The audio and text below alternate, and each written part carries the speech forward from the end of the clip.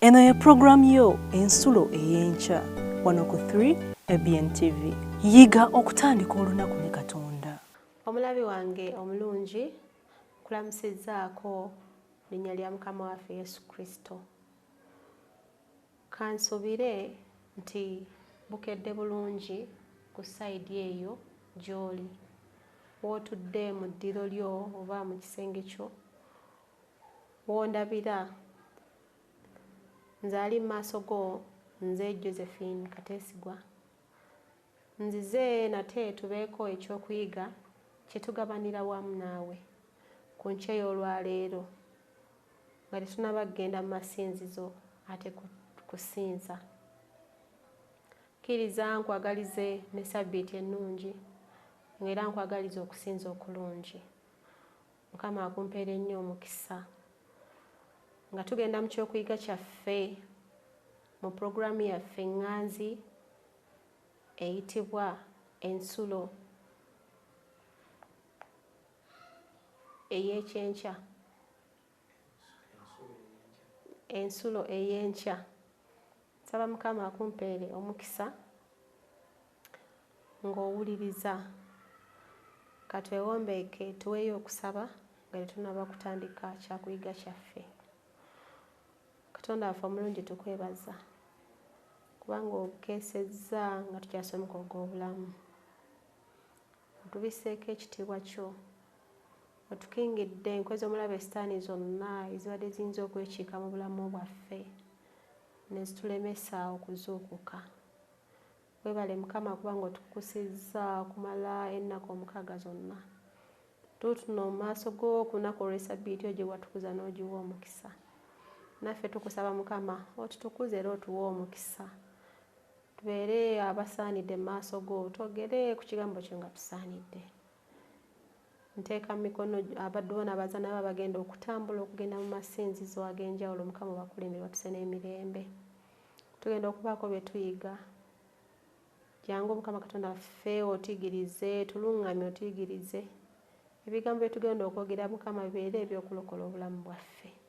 Kwe kusaba kwaffe n'okwebaza nga tubiyisa mu linnya egganzi omwana we Yesu Kristo era omulokozi waffe. Amiina. Omulabi waffe ekyokuyiga kyaffe eky'olwaleero kiriko omutwe ogugamba nti mu mazima. Era olunyiriri lwaffe lwavudde mu Baluumi ssula 5 n'olunyiriri olusooka. Lwenjawo kukusaba obikkule Bayibuli yo tugende tulabe ebigambo bino ebituwandiikiddwa mu kyokuyiga kyaffe kye bitugamba. Wagamba nti kale bwe twaweebwa obutuukirivu olw'okukkiriza tubeerenga n'emirembe eri Katonda ku bwa Mukama waffe Yesu Kristo. Nti kale bwe twaweebwa obutuukirivu olw'okukkiriza tubeerenga n'emirembe eri Katonda ku bwa Mukama waffe Yesu Kristo. Twebaza Katonda waffe eyatusaasira n'atukkiriza tuyitibwe abaana be, n'atufiirira ku musaalaba n'atuwa obulokozi. Ffe abaali ab'okufa ate ye n'afa ku lwaffe tubeerenga n'emirembe mu Katonda waffe. Yeebazibwe nnyo Katonda waffe oyo olw'okutwagala okwenkanidde awo. Njagala tugende ffenna tulabe omuwandiisi ky'awandiise mu kyokuyiga kyaffe eky'olwaleero. Atandika agamba bw'ati: obubaka eri ensi obusangibwa mu kubikkulirwa 14 bujjudde essuubi n'okulabula.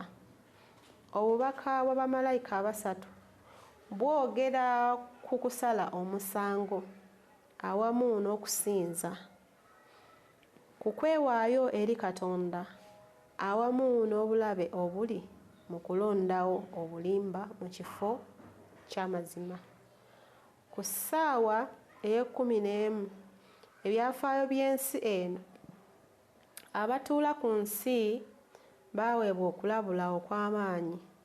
Abo abaliguguba n'abaagaana okuwaayo obulamu bwabwe eri Katonda ow'omu ggulu tebaliraba na ssuubi ery'obulokozi ow'emirembe gyonna, wabula ate balibula emirembe gyonna. Abaagaana okuwaayo obulamu bwabwe eri Mukama waffe Yesu Kristo baawaayo obulamu bwabwe okubula emirembe gyonna. Naye abo abakkiriza okuwaayo obulamu bwabwe eri Mukama waffe Yesu Kristo baalokola obulamu bwabwe emirembe gyonna. Kansuubire ontegedde bulungi awo. Tweyongereyo. Awo nno ebirowoozo by'omukkiriza byandibadde wa bwe kituuka ku bubaka bw'abamalayika abasatu?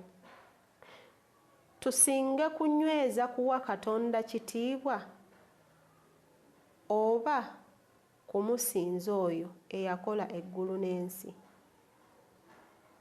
ennyanja n'ensulo z'amazzi? Kibuuzo. Tusinge kunyweza kuwa Katonda kitiibwa oba kumusinza oyo eyakola eggulu n'ensi, ennyanja n'ensulo z'amazzi? Kubikkulirwa 14:7. Katusomeyo twongere okunnyonnyoka.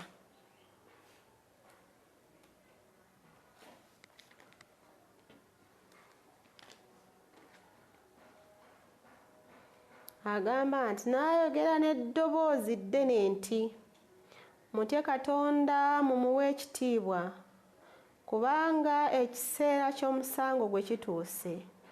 Mumusinze yakola eggulu n'ensi n'ennyanja n'ensulo ez'amazzi. Ndowooza otegedde ki Katonda kyakwagaza okole.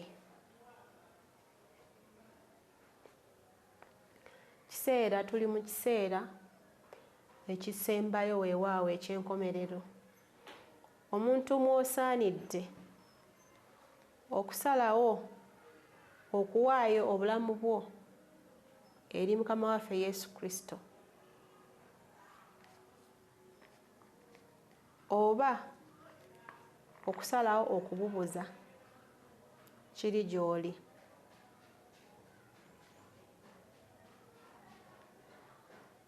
Omuwandiisi agenda mu maaso n'agamba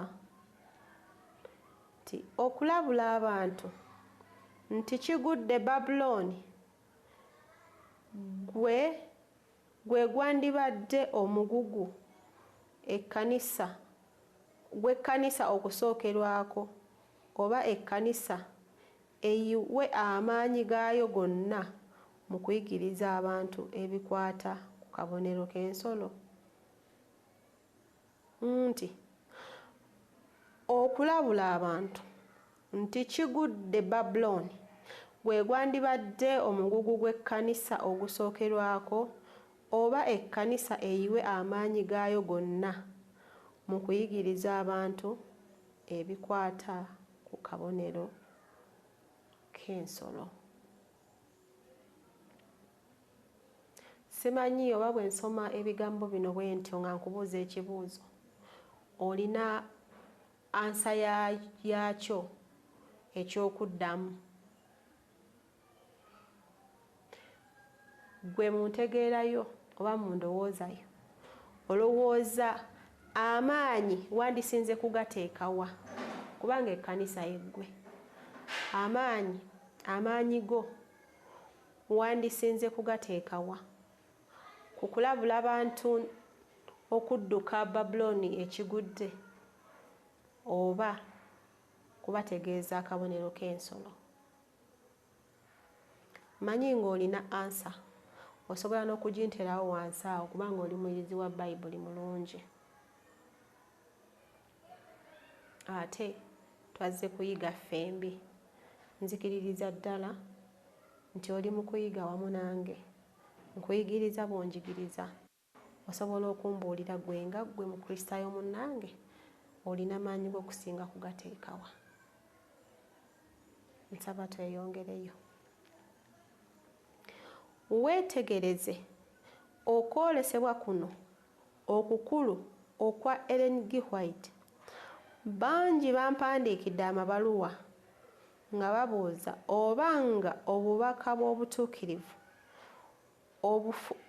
obufunibwa olw'okukkiriza bwe bubaka bwa malayika owookusatu, era mbaanukudde nti bwe bubaka bwa bamalayika owookusatu mu mazima ddala. Okuweebwa obutuukirivu olw'okukkiriza kitegeeza ki? Kino nno nakyo kibuuzo kyenjagala weebuuze, omulabi wange omulungi. Okuweebwa obutuukirivu olw'okukkiriza kye ki? Tetulina bye tuyinza kukola oba nti tukola birungi, nti oba tuwa ebitundu by'ekkumi, tuyamba abantu, tuddukirira abali mu bwetaavu, oba nti nina gye nnina okulaga okusaba obutuukirivu, nti oba nnina okugenda e Namugongo nsaba abatuukirivu abo basobole okumpa nange obutuukirivu. Mu ebyo ebikolwa tewali kiyinza kukuweeza butuukirivu okuggyako okukkiriza Mukama waffe Yesu Kristo mw'oyinza okuyita okufuna obutuukirivu. Nsaba tweyongereyo. Wanannyonnyola n'agamba nti gwe mulimu Katonda gw'akola okuteeka wansi mu ttaka ekitiibwa ky'omuntu, n'akolera omuntu ekyo ky'atalinaako buyinza kwekolera. Gwe mu buntu bwo tolina ky'oyinza kukola olyoke oweebwa obutuukirivu n'ogamba nti kanfube nkole bwe nti, oba mpe ebirabo, oba nyambe abantu, oba nkole ki. Naye okukkiriza kwokka n'okkiriza nti Mukama Katonda wange Yesu Kristo yanfiira ku musalaba e Gologoosa, nkukkiriza na byonna by'ogamba, na byonna by'olagira okukola, Mukama Katonda n'alaba okwetoowazaako n'omutima gwo ogumenyese, n'alaba ng'ogwana kuweebwa obutuukirivu.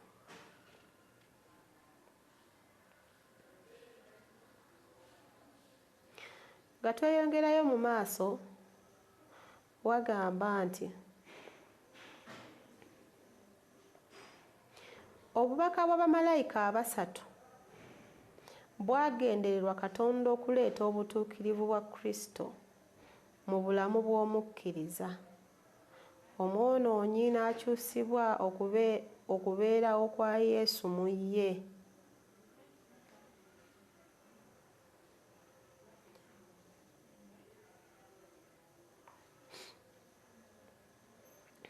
Bwe tugendererwa obutuufu, bwe tutegeerwa obutuufu, guno gwe mugugu gw'obubaka bw'abamalayika abasatu, nti obubaka bw'abamalayika abasatu bwagendererwa Katonda okuleeta obutuukirivu bwa Kristo mu bulamu bw'omukkiriza. ndowooza nga kitegeerekeka bulungi ekyo. Ayongerayo n'agamba nti obubaka bw'abamalayika abasatu si bubaka bwa kunenya, bubaka bwa ssuubi, okulaga ensi nti mu kaseera ak'akatyabaga waliwo obulamu obw'emirembe gyonna obuweebwa oyo eyafa olw'ebibi by'ensi. Enjiri ey'emirembe n'emirembe y'enjiri. Wadde nga tulina okunywera ku bubaka bw'abamalayika abasatu, tetuteekwa kuyisa maaso ku mulamwa gw'obubaka bwa Katonda obw'ennaku ez'enkomerero okuweebwa obutuukirivu olw'okukkiriza mazima.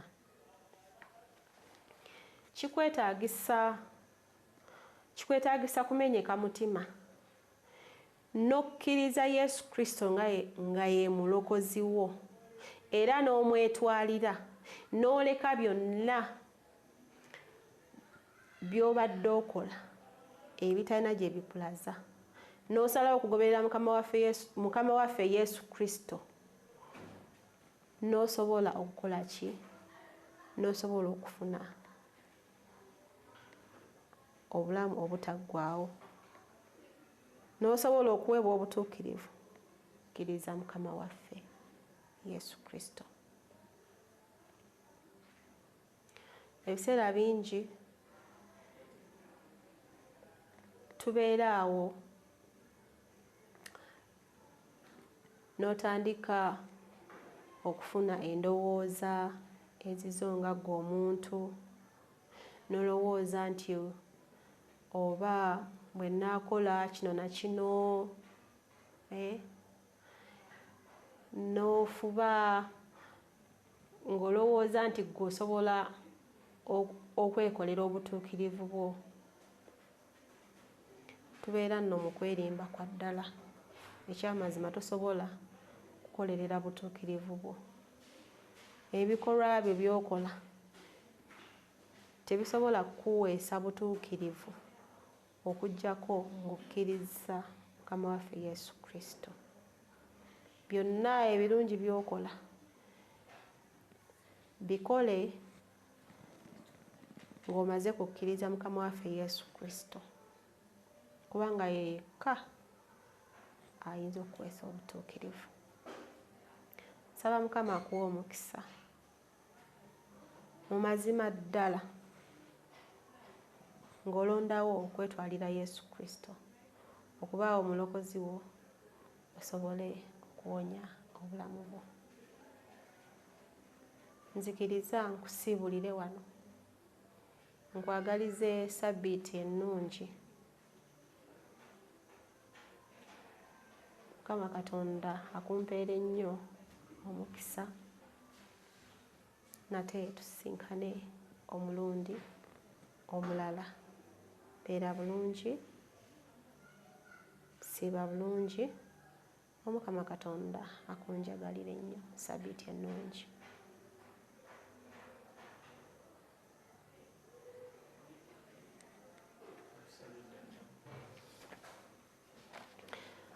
Mpozzi nga tetunaba kwawukana kuva wano, nkusaba oli awo weewombeeke tuweeyo okusaba nga tugenda okutambula okugenda mu masinzizo gaffe, buli omu gy'asinziza. Katwebaze omulungi Yesu waffe omwagalwa, Katonda ajjudde ekisa n'okusaasira. Tukwebaza Mukama Katonda kubanga otuwadde omukisa ne leero okukuyigako. Tukwegayirira Mukama osonyiwe obutali butuukirivu bwaffe bwonna obulabise mu maaso go. Tunaaze n'omusaayi gw'Omwana wo Yesu Kristo gwayiika ku musalaba e Gologoosa, otufuule abasaanidde mu maaso go. Sonyiwe ebirooto byaffe byonna bye tukoze mu bugenderevu n'awatali mu bugenderevu. Entambula zaffe zonna ze tutambula Mukama ezitakuweesa kitiibwa, tusonyiwe, tusaasire. Nga tukyamye okuva ku kigambo kyo, nga tukyawakana n'emitima gyaffe kusalawo okulungi okw'okukkiriza Mukama waffe Yesu Kristo tusobole okulokola obulamu bwaffe, tusaasire Mukama. Beera wamu n'omuddu wo n'omuzaana wo yagenda okufuluma nga agenda ku kyaki okusinza. Mulungamye era omutambuze n'emirembe, amagenda ge n'amadda gonna gabeere ga mukisa. Tuwa omukisa mu by'okuyiga byonna bye tugenda okuyiga okwetooloola makyaki ezi gonna ag'omu nsi yonna. Beera omuzindaalo omukulu. Abuulizi bonna bagenda okwogera Mukama kebeere eby'okulokola obulamu bwaffe. Beera wamu naffe ne bulijjo. Omukisa buli muntu sekinnoomu alina kyakola okulaba ng'atambuza amawulire ag'obulokozi. Muwa omukisa era omuwa amaanyi era omulungamye. Otubeere mu byonna nga tuli mu biseera eby'oluvannyuma, tukingire enkola z'omulabe Setaani zonna eziyinza okutuwuggula okutuggya ku kigambo kyo. Tubeere ne bulijjo okusaba kwaffe n'okwebaza nga tubiyisa mu linnya egganzi Omwana wa Yesu Kristo era omulokozi waffe. Amiina. Amiina. Mulabi wange omulungi, kankwagaliza esabbiiti ennungi. Omwami wange Kateesigwa John, kankwagaliza esabbiiti ennungi. Mukama akumpeere nnyo omukisa. Mbeere bulungi, mweraba. Yiga okutandika olunaku ne Katonda. Olwo nno ebisuubizo bye birabike gy'oli.